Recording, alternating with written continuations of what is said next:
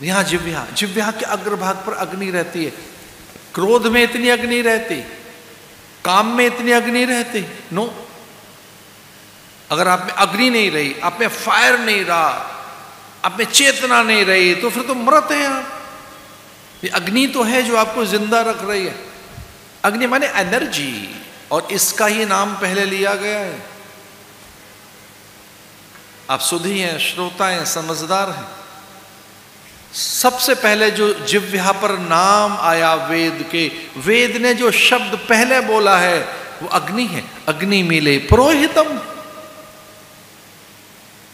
सर्वाधिक सबसे पहले कोई एक शब्द स्फुरित हुआ है, प्रकट हुआ है, अभिव्यक्त हुआ है, बोला गया है, लिखा गया है, समझा गया है, जाना गया है, जिसकी व्याख्या की गई है, दैट इज अग्नि। अग्नि मीले पुरोहितम। अग्नि को संभालो जरा, अपनी आग को संभालिए। ये रहती कहाँ है? अग्नि कहाँ रहती है? नाभि में, नासिका में, नेत्रों में, हाथों में, काम में, क्रोध में, लोभ में? ना ना ना ना, वहां तो बहुत थोड़ी सी अग्नि रहती है, थोड़ी देर की। जो सर्वाधिक अग्नि जहां रहती है वो जिह्वा है। जिह्वा पर अग्नि का वास है। अग्नि का मूल स्थान जिह्वा है। तो आपको कौन सा संस्कार करना चाहिए? जिह्वा को नियंत्रित रखना चाहिए। और किससे होगा? अग्नि, ये एनर्जी कैसे शांत होगी, ये कैसे बैलेंस होगी? केवल भगवान नाम से, और कोई और साधन नहीं। जब तक भगवान की स्तुति नहीं करोगे, जब तक भगवान का गायन नहीं करोगे, जब तक भगवान का नाम नहीं लोगे जिह्वा से, तब तक आपकी ये अग्नि शांत नहीं होगी, और ना ये आपको पवित्र करेगी। यस स्मरेत पुंडरीकाक्ष। पंडित जी आए, घर में पूजन चल रहा है और आप पूजा में बैठने वाले हैं, आसन पे बैठे हैं, आचमन हो गया।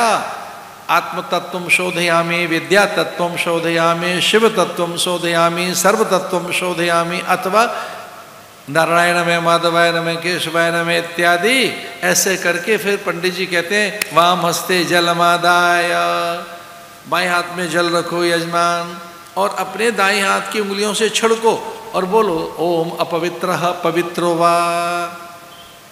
पवित्र करो। पर जल से पवित्र हो रहे हैं क्या हम? ना।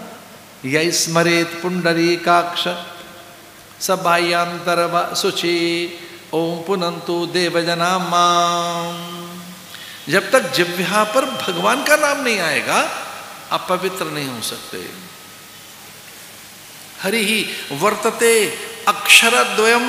कहाँ? जिह्वाग्रे।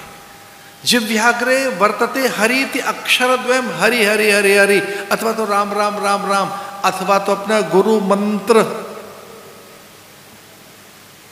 बहुत भेद की बात बता रहे हैं हम आपको। आपकी सारी एनर्जी बैलेंस हो जाएगी।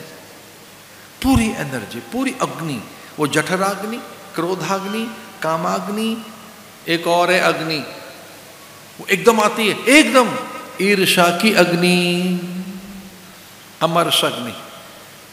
हम अच्छे भले बैठे हैं और दूसरों का भवन बनने लगा है, वाहन आ गया है, बड़ा उच्च पद मिल गया, बड़ी प्रतिष्ठा हो गई, और हम व्याकुल हो रहे हैं ऐसे।